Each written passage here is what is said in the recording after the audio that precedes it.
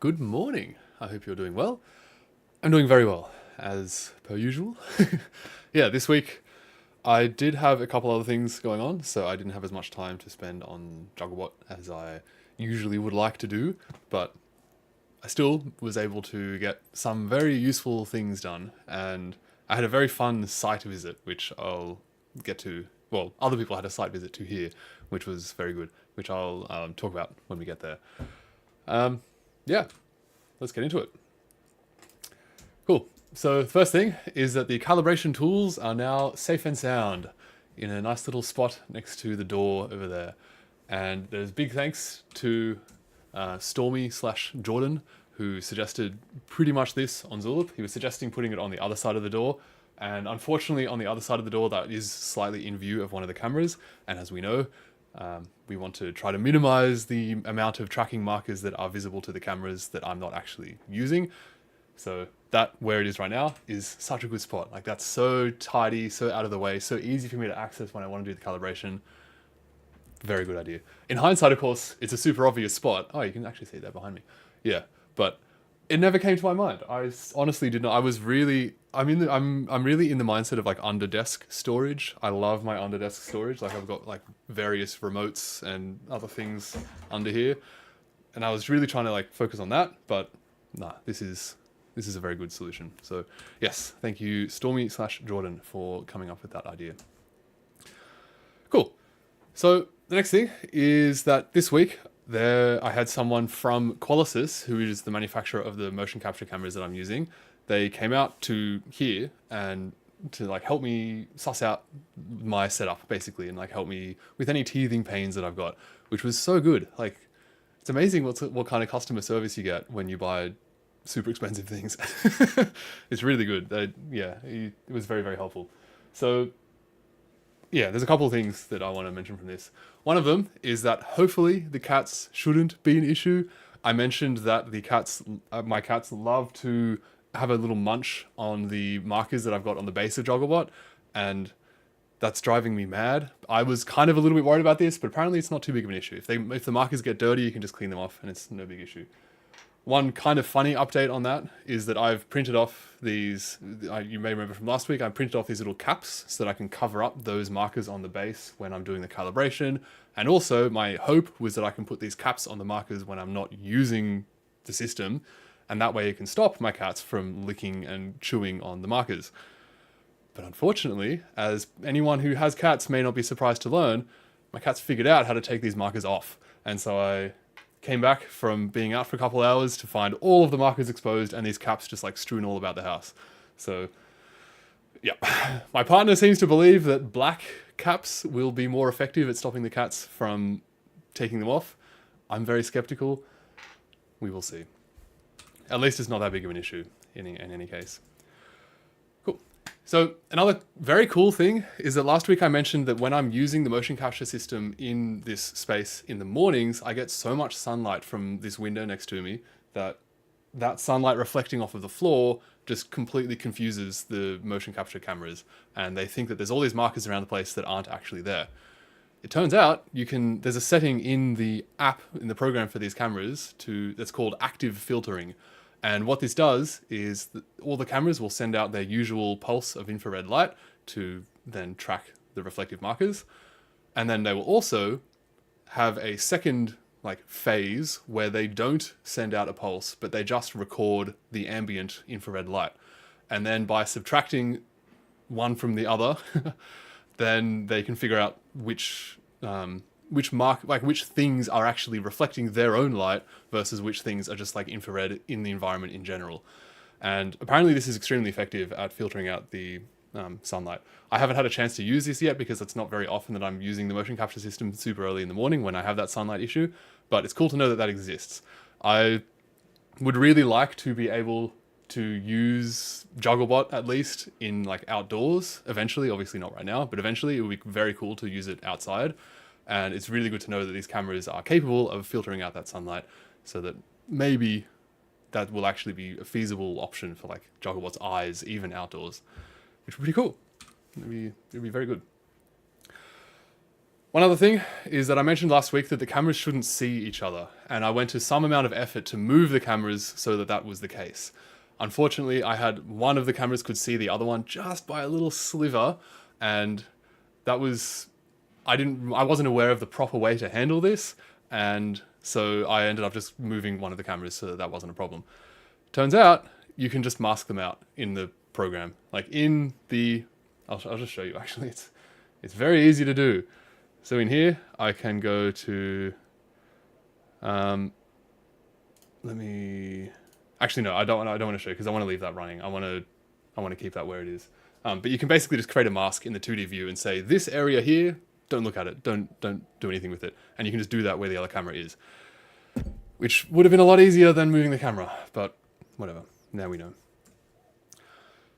Another very useful thing is that I mentioned last week that when I'm doing the calibration process with that L frame that you can see up there, I was under the impression, for some reason, that this L frame needs to be on the ground. And I think that this was just an assumption that I didn't really question at any point, because usually you do want your like camera ground to be the actual ground. Like if you're doing like capturing someone walking around or doing some like activity, you want the camera ground to be the ground that that person's on, just so everything's not like inside the ground or like a meter off the ground or whatever.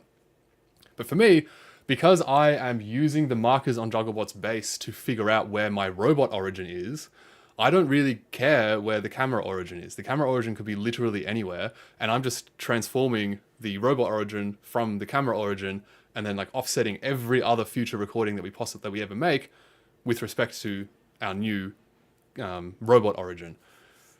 This means that we can put this L frame wherever I want. So I don't really have to deal... I actually don't need any overlap on the ground at all, except for where the Jugglebot's base is. So this means that I could potentially even move the cameras all up ever so slightly so that we can get a bit more view of up above, which would be pretty cool. And actually, while I'm on this reminds me, in last week's video, Luke Burridge, the professional juggler, had some suggestions with where I can put the cameras. So I mentioned that there is a couple like dead spots where if I move the balls up kind of like high enough, then the tracking is lost on them because not enough cameras can see those areas. And Luke's suggestion was to put one camera up like on the roof, basically looking essentially like straight down onto Jugglebot, and that way we would have no dead zone. Obviously, I wouldn't want to put it immediately like directly above Jugglebot because I don't want the cameras to get hit by the balls, but I can put it up kind of close nearby. And I think this is a very good idea. If I had more cameras, I would absolutely do that, and I would put a few on the roof probably looking down, and even on the ground looking up so that we can get like a bit more of the view of the camera just on the roof. But unfortunately, I don't have more cameras. And that's essentially what all of this boils down to, is that I want Jugglebot to be tracked. Jugglebot is obviously priority number one. The area above Jugglebot is within that, I would say. I then also would really like to be able to... I really want another volume near Jugglebot to be tracked. So that way I can throw the ball to Jugglebot and have my ball that's coming from me also be tracked. So that, for me, is a fairly important criterion. And if I put one or more cameras on the roof, that's going to minimize the amount of cameras that I can use to track me and like the surrounding volume. So I love that idea, but I need more cameras. So one day, hopefully. Yeah. There were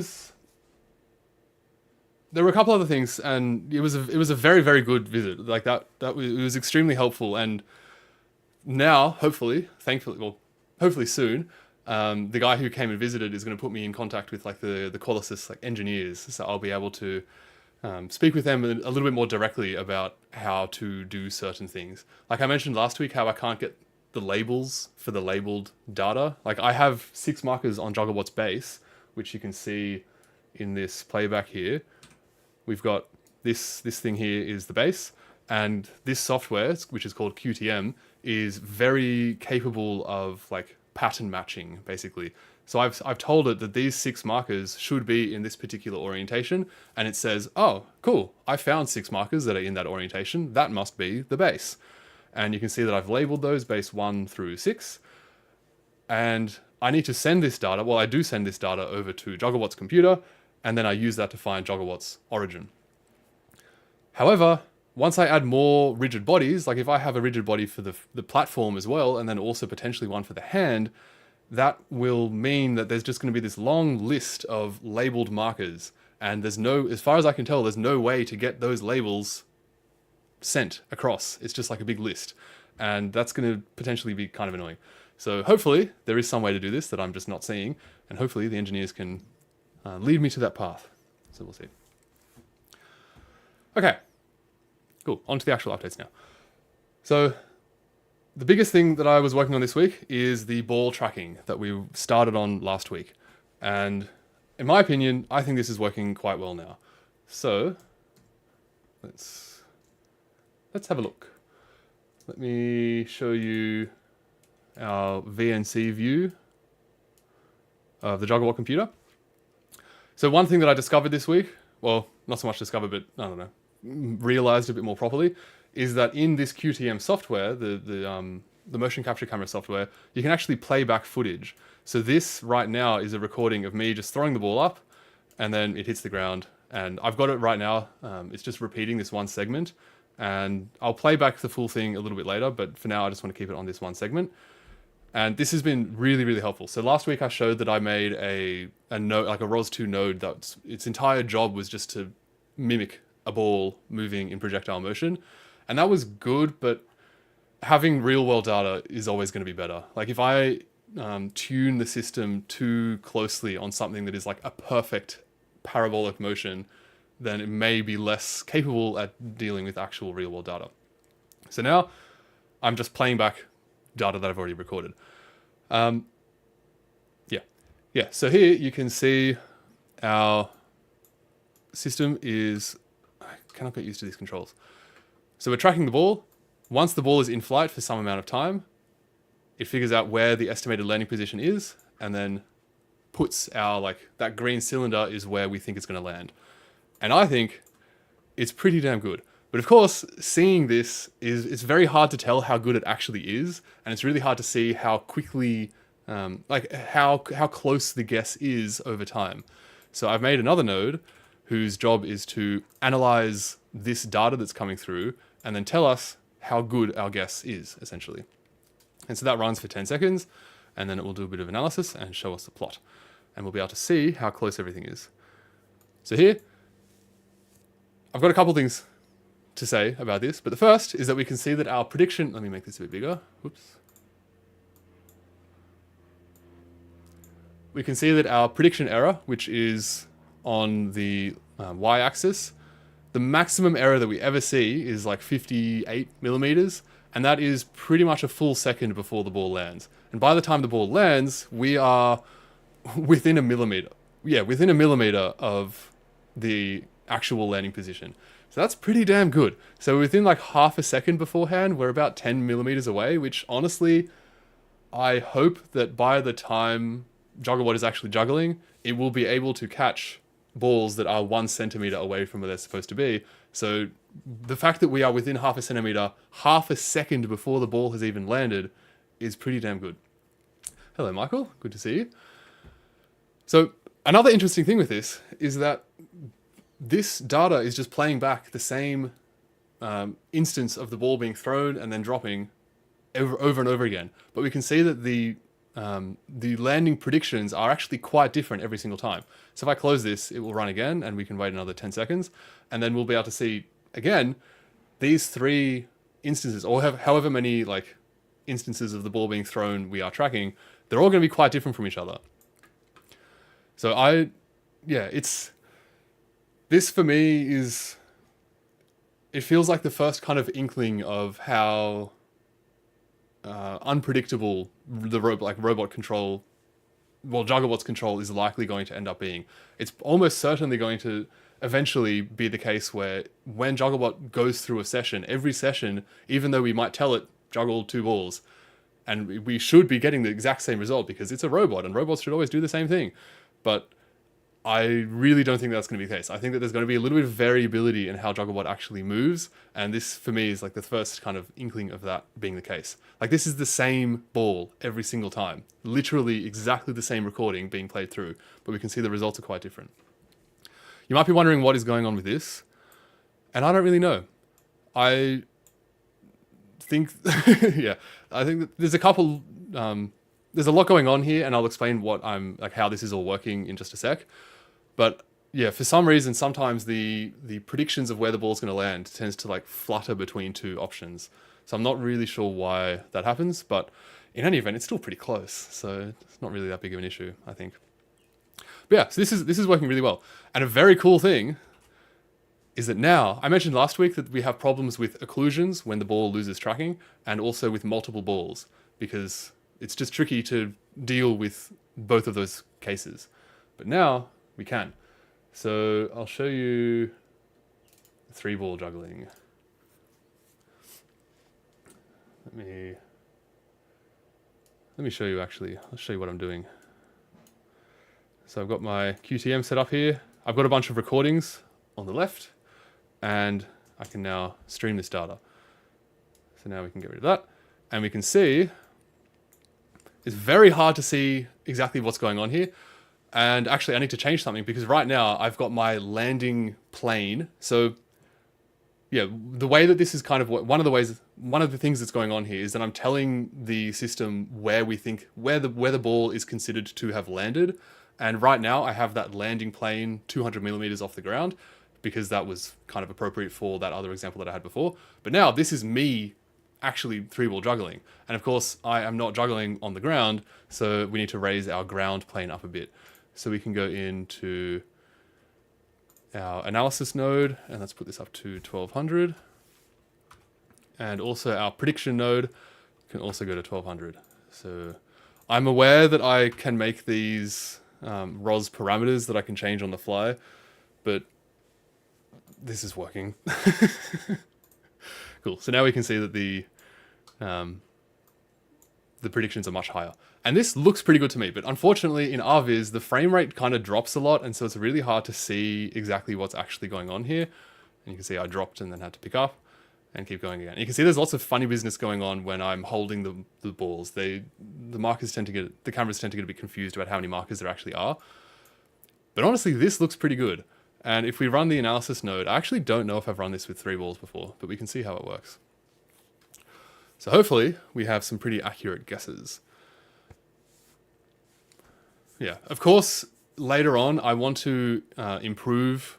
Well, yeah, no, this is freaking out with multiple balls. All right, I need to, this like analysis of how good the system is performing has been very tricky to implement. And yeah, I obviously need to do some work on it. But just like qualitatively, I think this looks very, very good. All right, so let's get on to this. Yeah. So before we talk about exactly what's going on here, I just want to mention some weird things that have been happening, and some like things that I've been learning about how Kalman filters work. So one strange thing is that, so this is an image, the same plots that I was just showing before, but from like yesterday and before I had done a bit of tuning. And we can see that the guess starts off pretty bad. It then hones in to get pretty close, within like 15 millimeters of where it's supposed to be. And then the guess gets a lot worse, and then it gets way better again. And this was consistently happening. Again, this is like repeating the same throw over and over again. This one we can see is a lot more consistent for whatever reason, but I really don't like this like wavering. And I was scratching my head for a long time, going through like trying different, like the process noise and the measurement noise to try to tune the Kalman filter to be a bit more accurate, but it kept doing this weird like close, then getting further, and then getting closer again. It was very strange. It's still doing that a little bit, but it's a lot better now. And it turns out the problem was that my Kalman filter was not I had the rate wrong, basically. So I have my camera data streaming from the cameras to my Windows 10 PC at 300 frames per second. That is then getting streamed to the Jugglebot computer, well, onto like the network, but ultimately the Jugglebot computer, also at 300 frames per second. But then the node that is responsible for taking in that data and then converting it into like Jugglebot's frame of reference is only publishing its data at 200 frames per second, because it feels like 300 frames per second is quite a lot, and I don't want to like overload my system. So I want to try to keep it, I don't know, to a conservative minimum. Yes, that's going at 200 frames per second. And I had basically just not told the Kalman filter what the actual like frame rate is correctly. And it turns out this makes a big difference. So this was with process noise 1mm, measurement noise 1mm.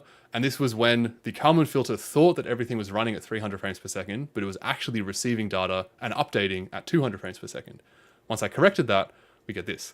So we can see here, the minimum noise that the minimum error that we get at the end is maybe like, I mean, this last one's pretty good, but like this one's like 45, this one's like, what, 30 or 50 and 30? Like it's not great. But then as soon as I fix this noise problem, the maximum noise that we see is 50. And it just goes straight down to like 1 or like not much, basically.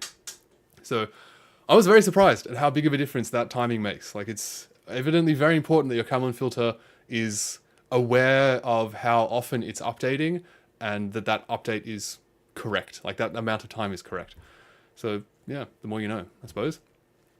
I think, in my opinion, there's still a bit of tuning that I can do to these process and measurement values to get this to be even faster and to like hone in on the correct the correct landing position even faster than it currently is.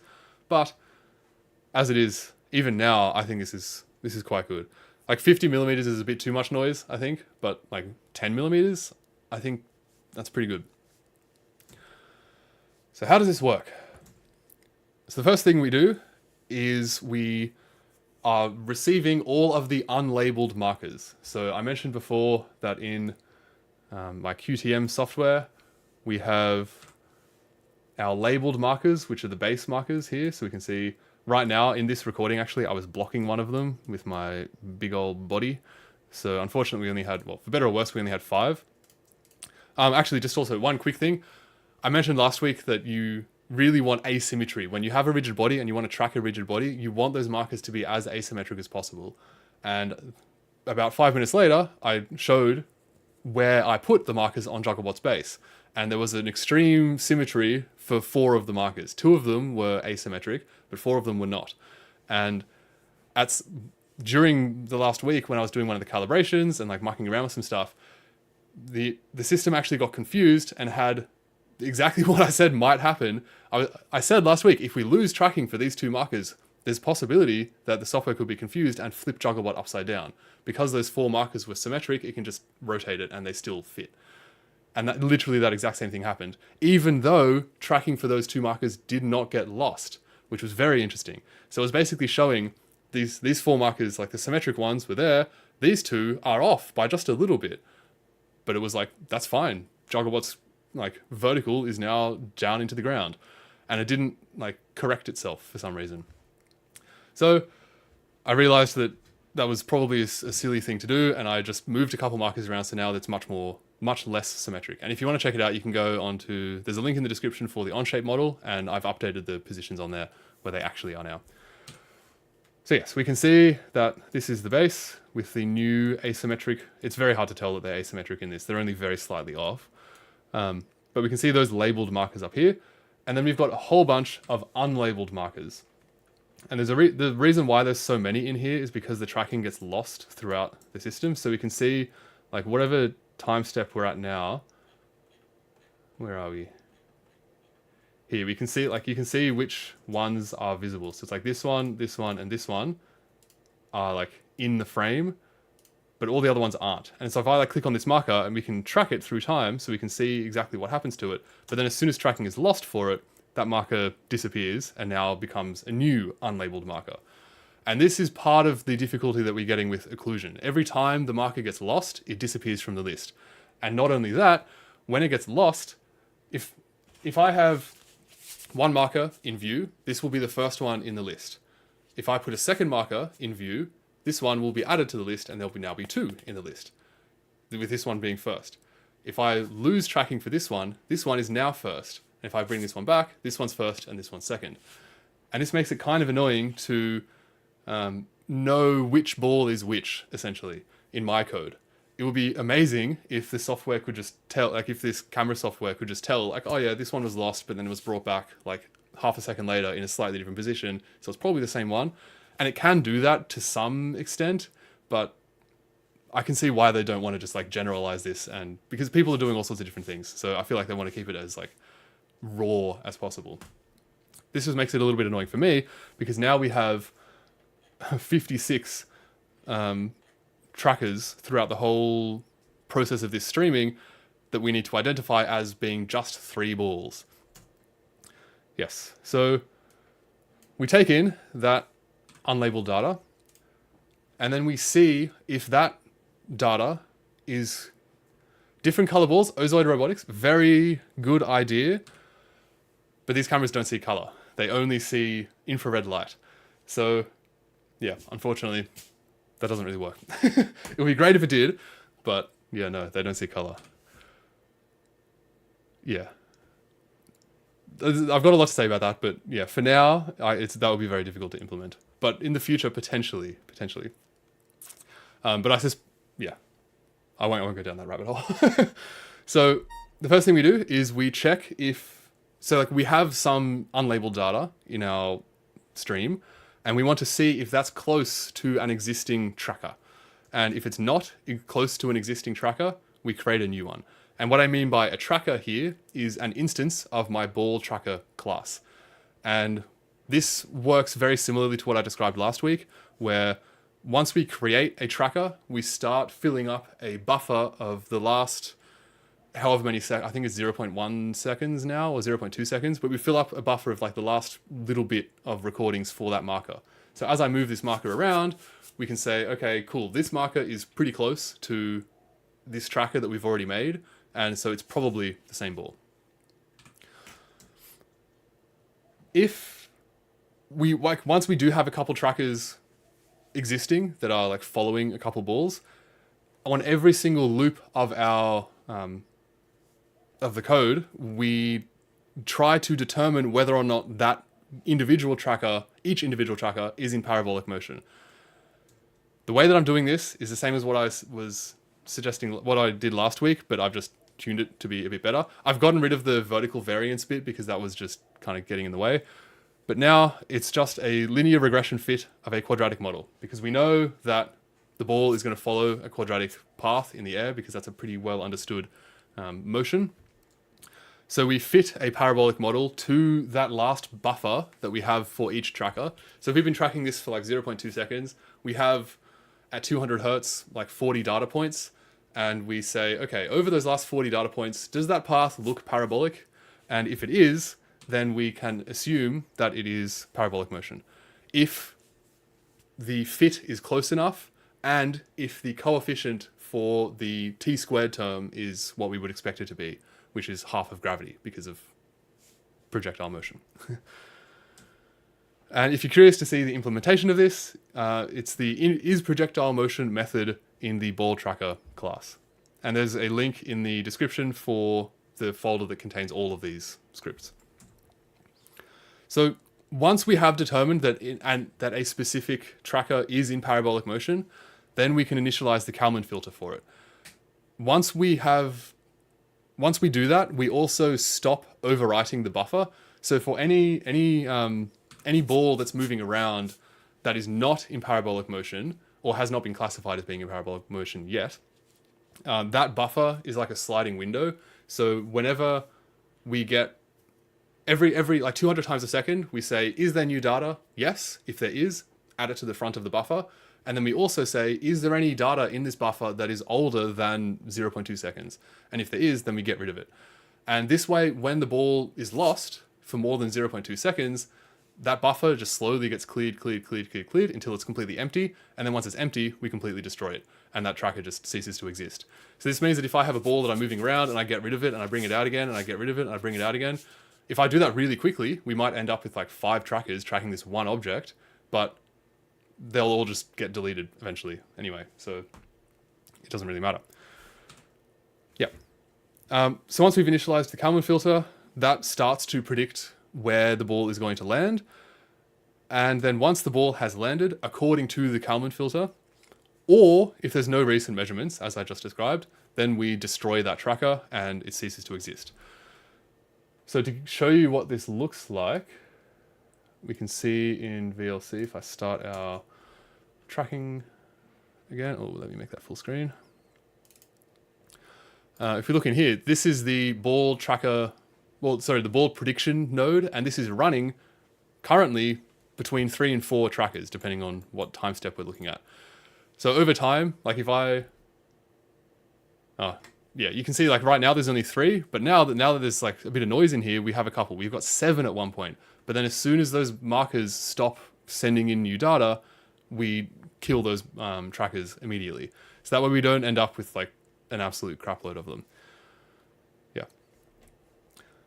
And this has, I mean, you can see it seems to be working fairly well. Of course, because the frame rate drops, like if I turn off this, the prediction node and just have the balls running, you can see it's like super smooth in here, but as soon as we start running the prediction part, the frame rate kind of drops and it makes it a little bit tricky to see exactly how well it's performing.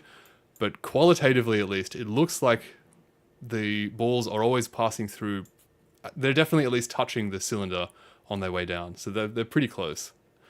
Yeah, but of course, I need to improve my, my analysis node so we can actually get some proper data on this. Cool. Okay, so I would be remiss if I didn't ask the question or address the question of whether or not this could be done differently. And there have been 2 people now who've suggested this. E in Morse code on the last live stream suggested this, and also Marcus Gugel on Zulip has suggested this, where I'll bring in Marcus's comment on here now so we can have a look at what he's been saying. But he's essentially saying, rather than predicting, let me get rid of me, rather than this step, rather than using a regression fit of a quadratic model, the suggestion is maybe we can just look at the velocities and the accelerations and say, is the velocity in the x and y direction constant? Is the velocity in the z direction what we would expect it to be? And if it is, then we can say that it is in parabolic motion. So I didn't give Marcus's, I haven't given Marcus's suggestion a go yet, because he only published this like an hour and a half ago. But I did try a particular version of what ... was suggesting, which is to use velocities to do this. And my finding was that because this motion capture data, it is very clean, but there is still a little bit of noise in it. And whenever you take whenever you take a derivative of noisy data, that noise tends to amplify. And I was finding that the noise in the velocity, and even more so in the acceleration, was just insane. I was getting readings of like tens of thousands of meters per second squared for the acceleration for like these recordings of the ball just being tossed. So yeah, it's possible. Marcus's approach is very different to what I was doing, so I'm going to give that a go and see how well it works. But there's, yeah, it's tricky with the amount of noise in here. Like the amount of noise is very low. Like we can see in this software. Let me get rid of me. We can see the residuals. Like for the bass for this recording, the residuals were like less than 0.5 millimeter, and even for the unlabeled ones, like the balls, where are they? The residuals are like maxing out at like 2 millimeters, maybe 3, depending on the instance. That's the last column if you're interested. Yeah, so there's not much noise, but I think there's enough that when you start taking derivatives, that really amplifies. Yeah, but I will give it a go, because I am interested in making this system as fast and robust as possible, obviously. But yeah, we'll see. We've got some comments. A username, PNG. How hard would it be to implement computer vision algorithms to detect and track the ball in 2D? Estimate depth using ball size changes and motion analysis. Yes. I am wondering if you can do this with a high FPS mono camera. Yes. That would absolutely be possible, but I am not an expert in computer vision. So, yep. I do actually have... I have these depth cameras from... I'm blanking on the name. Oak D Light, that's it. yeah, I've got a bunch of these, and I was planning on using these to do basically what we're describing. These have that depth estimation inbuilt, and you can see there's 3 cameras in here, so that it takes the stereo of the 2 cameras side by side and uses those similar to how our eyes work to estimate the depth, and that's all like on board on this camera. But I found the depth data was extremely noisy, like around 10 centimeters of noise for a ball, which is way too much. And I also really did not like the software that they had on here. I have definitely come a long way in my software understanding since then, so it's possible that maybe now I could get something working with these. And like, of course, if we had multiple of these around the place, then the fact that the depth data is quite noisy would be less of an issue, because we can just use multiple, yeah, they would just cancel each other out, essentially. Or help each other out. But yeah, it's that is like nothing compared to like these cameras are like the gold standard. There's no way I would not expect any homebrew solution that's not motion capture to get anything close to like sub-millimeter accuracy. Yeah, so I think it's definitely possible, and I'm aware of the restrictions that these cameras are going to create for Jugglebot. Like, I really don't want Jugglebot to only be able to work in a space where these cameras are around, because that's going to be such a pain in the ass. If I want to just like take it somewhere to show someone, then I don't want to have to lug around 4 or more motion capture cameras that need to be positioned very precisely and cannot move once calibration is done. And there's all this like, and having to use 2 computers. Like, I can't just use a Jugglebot computer because I need a Windows 10 PC to like, or 11. I need a Windows PC to like do the tracking part. Yeah, there's definitely advantages to other forms of tracking. But my hope is that by using these cameras first, I can get a really good idea. I can like tune the system to be really, really solid. And then hopefully down the line, I can kind of like reduce the dependency on these cameras, and even potentially train up other models or play around with different ways of getting the tracking working on other systems. One thing that I think I've mentioned before, but not for a while, is that a kind of like spin-off of Jugglebot that I am extremely keen to make is what I've been calling Ball Butler, which is something that, well, will be something that will be able to watch me juggling, and then if I drop, big if, it doesn't really happen very often, but you know, sometimes, the robot can come along, pick up the ball or balls that I've dropped, and then return them back to me.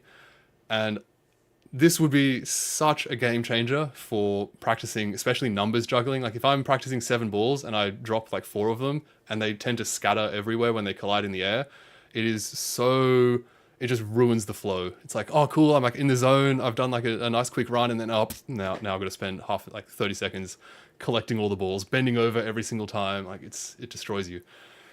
Yeah, so I really want to make something that can like watch me, watch my pattern, see if I've dropped balls, and then return them back to me.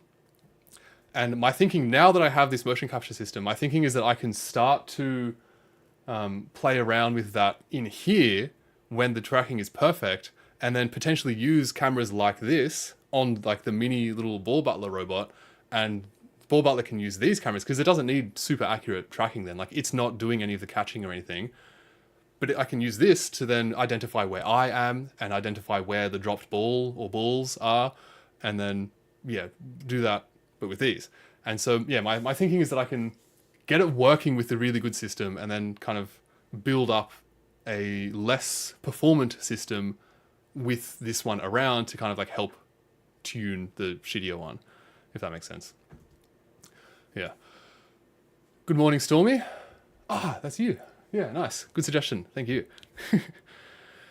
Yeah, so it's definitely possible with other systems, and if I had more understanding of how computer vision works, or more patience to go down that route, then I would, and like less money to spend on this project, then I would be definitely strongly considering doing that, or like not using motion capture. But I am extremely fortunate that I am able to pay for this, and yeah, I love when I can just buy my way out of a problem. Like, it makes my life so much easier, you know? Like, the computer vision side of things is not the main focus of this project, so I have zero qualms whatsoever about just paying money and having that problem disappear.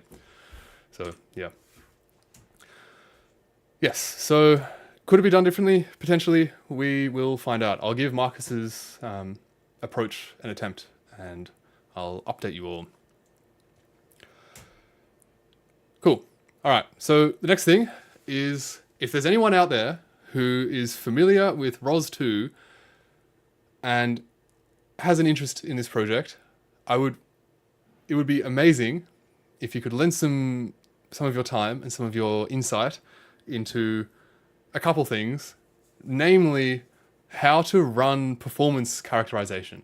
So I want to, like, I've been using ROS2 for a little while now, and I'm starting to get a little bit more familiar with how it all works, but I have done precisely zero analysis of how well my system is running.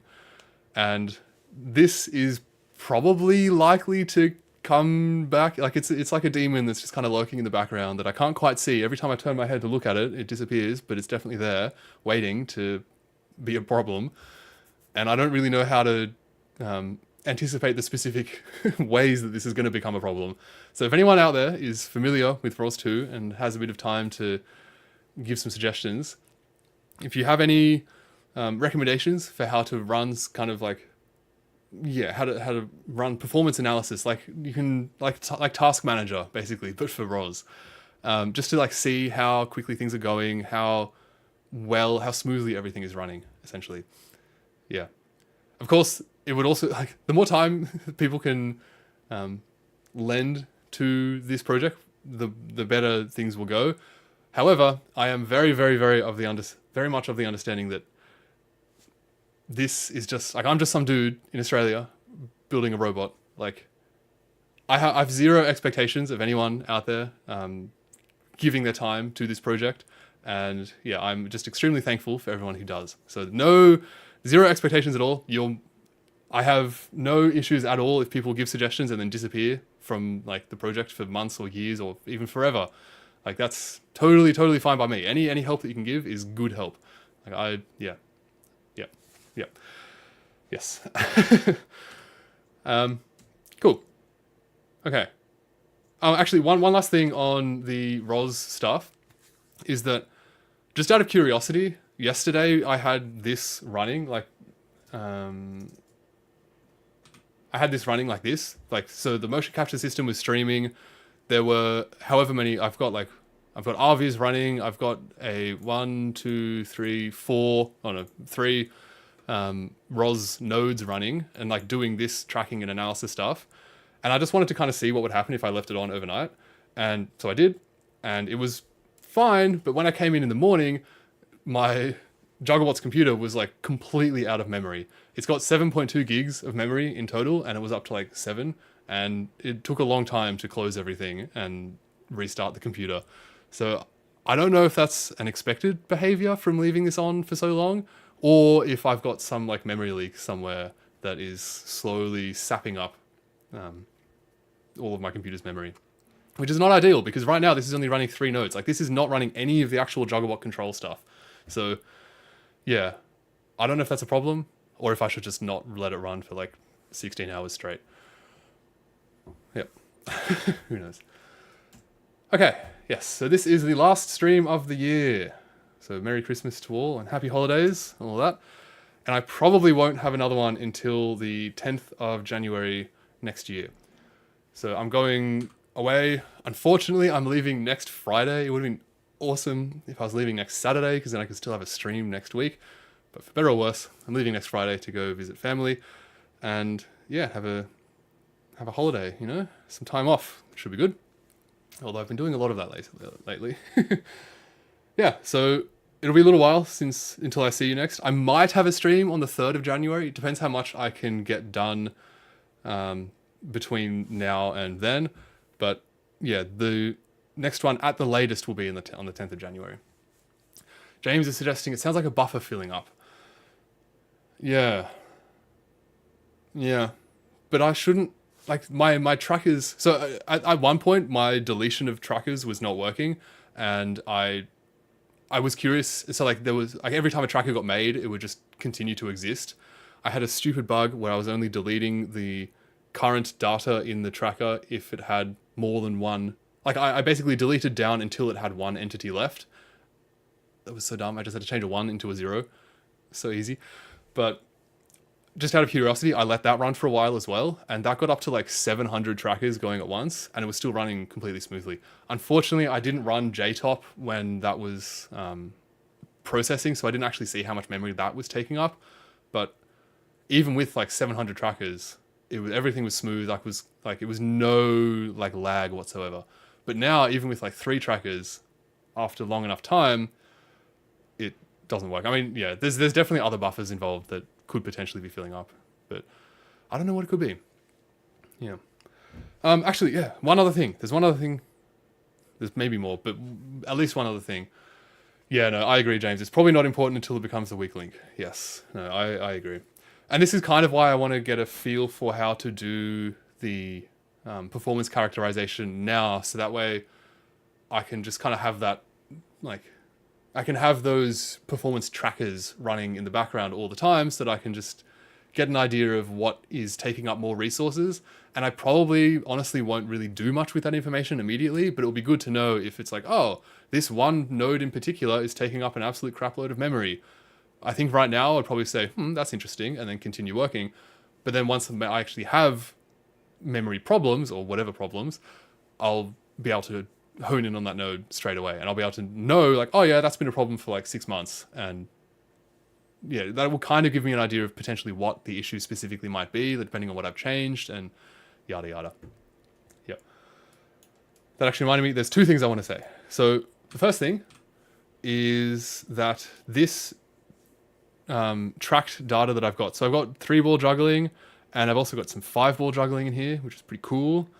I think the tracking is quite good for these ones. There's very little data lost. There's a couple little ones, but not much. And I am going to put this data onto GitHub. So there's ways to export this. I need to do some work on the exporting though. So I tried doing this like half an hour before the stream started, and unfortunately export didn't really work. It didn't have the correct data, or the data just like wasn't there in some of the formats. But yeah, if anyone is interested, and so my intention with this as well is that I can have this data up there, and that way if anyone has any different ideas for how to process this, like how to run the trackers and everything like that, then they can try doing that implementation themselves, if you're that interested in it. Yeah, so my question is, if anyone, so these are our available formats in case you can't see it. We've got TSV, C3D, MATLAB, AVI, for some reason, FBX, and JSON. So I'm thinking of doing it in TSV, FBX, and JSON. And once I have figured out how to get that export working properly, I'll put a link in the description for this stream. I'll also post it on Zulip so that it's there. And yeah, you can do whatever you want with that data. Go nuts. Yes. So the other thing that I wanted to show was a very cool suggestion that actually the guy from Qualisys was very interested in as well, which is the problem of how to track the balls. So right now, these are covered in retroreflective tape, which I've described before. Oh, I keep getting reminded of things I want to mention. I'll try to hold that thought. So right now we've got these covered in retroreflective tape, and we can see as I move this around, it's being tracked in space. It's like, yep, cool. This is working quite well. It's a lot better than the previous tape I was using, and it looks quite good. Before I had found this tape, someone, I believe Joe on Zulip, suggested using reflective string, and crocheting a sleeve to fit the ball into.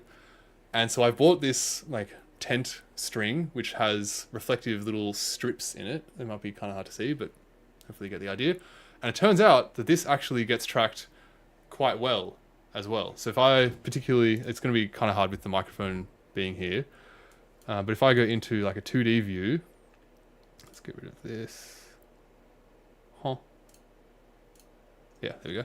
So as I move this around, you can see that string is getting tracked pretty well, and it comes up very interesting. So I'm holding it quite close to this camera now. But I think that could potentially work. And so while I'm away over Christmas, some of my brother's partners are familiar with crocheting, and I'm hoping that they can teach me how to crochet a little sleeve around one of these balls. And I'm not really expecting this to be like a long-term solution for how to make these balls reflective, but I think it's a very interesting one. And I am really not sure what the effects of this will be. Like, my thinking is worst case scenario, I just waste, well, not waste, but spend a couple hours making a little ball that is kind of reflective, but like not super. But I think best case scenario, there might be some interesting learnings to come out of this that could be unexpected. So we'll see how that goes. Yeah, of course, if anyone has any other ideas for how to make these balls reflective, I am all ears. Yep. One other thing that is on my mind is for the tracking of these balls, I'm kind of wondering if the reason why... So I mentioned earlier that the predictions of where the ball is going to land tend to be fairly close, and then they become less accurate, and then they become more accurate over time. This was corrected after I fixed the timing problem in the Kalman filter, but even so, there's a bit of, like, you can see the green cylinder kind of like moving around a little bit as it tries to hone in. And I'm really wondering if maybe part of that could be because these balls are so weird. So these balls, let me show you the light behind. These balls have sand in them that's like very low down, and that does make them fly kind of weirdly. Like when I'm juggling with them, it's a bit strange. Like they tend to wobble a little bit in the air, and they have a bit of a strange flight path as the sand moves around. And I'm kind of wondering if maybe these balls are leading to some of those tracking issues. Well, not issues, but like prediction issues. So I'm thinking I might cover a different ball in the tape and then see if that works better. But yeah, we'll see. They're very, very weird balls, especially with the tape on them. They're so slippery and really hard to hold.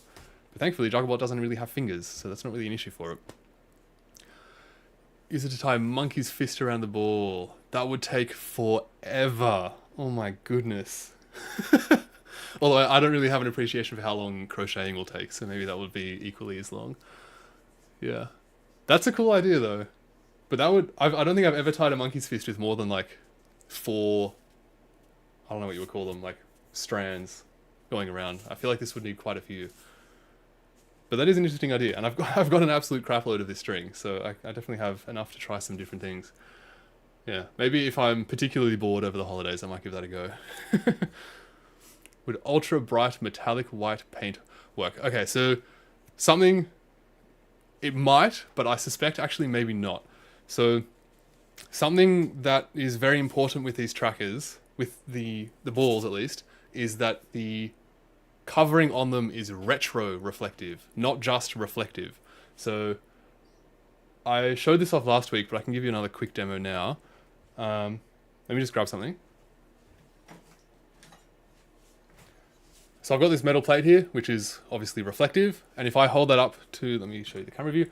If I hold that up to the camera, let me go on intensity so we can see what the cameras can see. We can see that plate there. And if I hold it in the right spot, then it comes up very, very brightly. In case you're curious, those, like this hotspot here is that tape behind me on the shelf. That is retroreflective tape. Yeah, so reflective things work if they are in the correct position, but they don't work if I tilt them off axis. But then retroreflective stuff like this paint, this tape, I can have this in whatever orientation I want, and that's always going to send the light straight back to where it came from, which is so cool. I find that it's very, very interesting. But yeah, so this means that the markers need to be retroreflective. And there is retroreflective paint that you can get. It's fairly expensive, but I'm hesitant to use any sort of paint or like spray on anything because these are going to get pummeled over time. Like this is just going to get dropped and dropped and dropped, and I feel like as far as the ball is concerned, when Jugglebot catches it, that's basically the same thing as a drop. It's just going to be hitting like hard plastic. And I'm concerned that that over time is going to wear off and then also enter my space. And the way that, as far as I'm aware, the way that most of this retroreflective stuff works is it's actually got like really, really tiny glass beads in it. At least the paint does. I actually don't know how this tape works. It might be the same, but I'm not 100% sure. But needless to say, I don't really want whoever, like some large number of really tiny glass beads in this room that I spend a lot of time in. So yeah, I'm very hesitant to use any sort of spray on stuff. It is a possibility, but yeah. There was actually a video by, what's his name? Made from Scratch, I think. He's the guy who, he made the robotic foosball table. And in that he mentioned that he covered the foosball ball in retroreflective paint, and he actually noted that throughout just a single game of foosball, that paint would wear off, and so the robot would just get worse and worse and worse over time, which is very interesting. And foosball is definitely a lot more like aggressive for the ball than juggling should be, but yeah, I don't want to have to be like reapplying this all the time. You don't need the strength, James is saying, you don't need the strength to make the loops of the knot by melting the ends together with a hot knife. Interesting. Yeah, potentially. I'll have a go. I'll bring some balls up with me when I visit my family. And yeah, as I said, I've got a lot of this string, so we can see how we go. Road paint is an interesting idea, but I've only been able to find it in like 20-liter containers for like $400. So I don't really love that idea too much. If I can get a small quantity, then I'd be keen to try it. It's the same kind of problem though, like I don't really want it to come off, but I feel like you're right, like it should be a lot more robust than any normal kind of spray on. But yeah, as always, any other thoughts, feel free to leave them in the comments below, and or on Zulip if it's like a more detailed comment. And yeah, good luck with everything you're doing. I hope you all have a happy holidays, and yeah, I'll see you next year. Until then, have a good one.